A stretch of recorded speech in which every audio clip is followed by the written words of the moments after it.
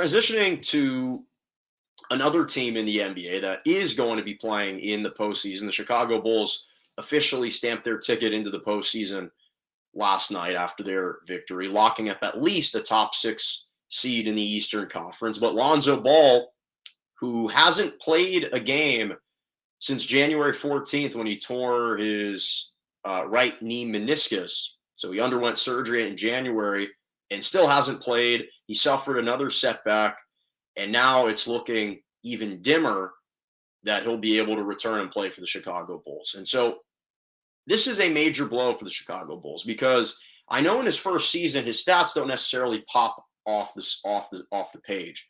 13 points, 5 rebounds, 5 assists.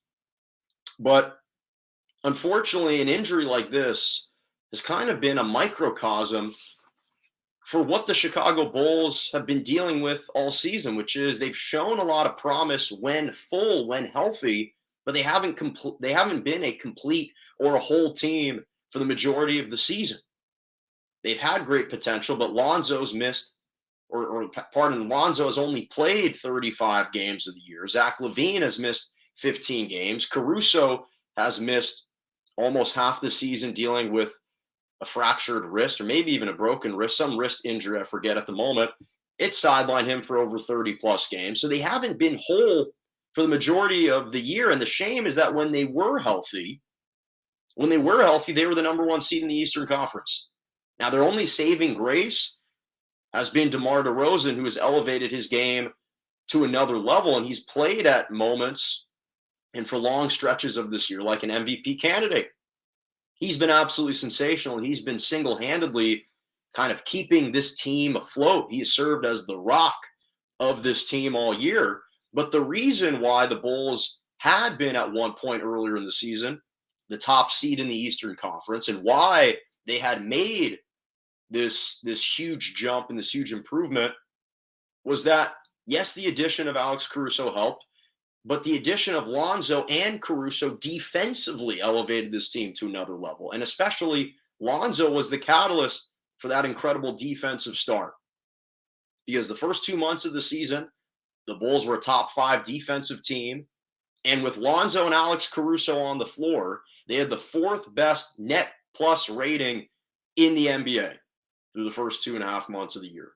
With those two guys, Lonzo had been shooting it from three at a career clip, 42.3% from the three-point line. So he was serving to be a tremendous two-way player, a 6'6", defensively long guard, and he was stretching the three. His impact was profound on this team, and this absence for him, it's serving to provide a gaping hole for the Chicago Bulls. They have not been the same team without him. They've still managed to win games, but they haven't posed the same kind of threat. And I've made this claim before, and I know that some of my friends and other people in the media have claimed that it's blasphemy to say this. I've always made the claim this is not just because Lonzo is a UCLA guy, although obviously he curried favor with me because of that reason. I've always believed when it comes to a true point guard that Lonzo is one of the best, truest point guards in the NBA. You can make an argument he's a top 5 true point guard in the NBA. I'm not talking about one of these combo guards like a Steph, like a Dame, like a Ja Morant, Kyrie Irving, Luka Doncic, Trae Young. I'm talking about true point guards like a Chris Paul, like not in this necessarily in this order, although Chris Paul would lead the list, but like a Chris Paul, like a DeJounte Murray, like a Kyle Lowry, like a potentially LaMelo Ball, depending on where you see him, like a Drew Holiday. Lonzo is right in that mix. About top 5, 6, maybe 4. One of those, I think he can get in there as a true facilitator, as a true leader from the point guard position. Someone who can orchestrate and run your offense, execute and get you into sets. That's what Lonzo can do. Now that he has started to come into his own physically, he's not getting bumped off the ball like he did his rookie year by Patrick Beverley in his opener. He can hold his own. He's put on weight. He's improved his shot. He had been a really valuable player and a winning basketball player for the Chicago Bulls. And it's a shame that they don't have him because their chemistry has been inconsistent. They've also been plagued by injuries from the very beginning.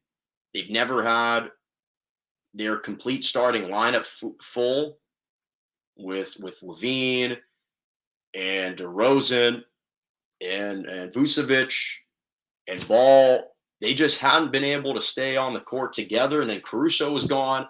So this is a major, major blow because what Lonzo also allowed the Bulls to do was allow DeMar DeRozan and Zach LaVine to not have to take on any of the defensive assignments. When you've got Caruso, when you've got Lonzo Ball, they can take on the perimeter players for opposing teams and just allow DeRozan and LaVine to focus solely on the offensive side of the ball. Now, one of those two guys, with Lonzo's absence, is going to have to step up on the defensive side, which neither one of those two guys particularly love to do that.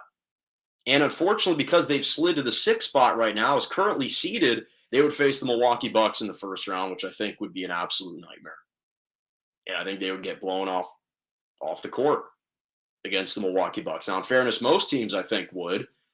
But the point being, had they been able to perhaps wiggle their way to a matchup versus the Boston Celtics or the Miami Heat, but especially the Celtics now that Robert Williams isn't healthy, I'd like their chances a little bit more. I'd really like their chances if they had Lonzo Ball. But the fact is, if they had Lonzo Ball, they wouldn't have slid to the 6th spot. They probably would have stayed as a top 4 seed because of that tremendous start at the beginning of the year, and they likely would have won their first round matchup. Now I'm a bit more pessimistic, and I'm not sure if they can even get out of the first round. And that's how big of an impact I think he's had on the season. And it's a shame we're not going to be able to see him, at least as of right now. Perhaps something may change. New reports may surface. I hope that they do. The Bulls obviously hope that it does. But this is a major blow. This is a major blow for the Chicago Bulls.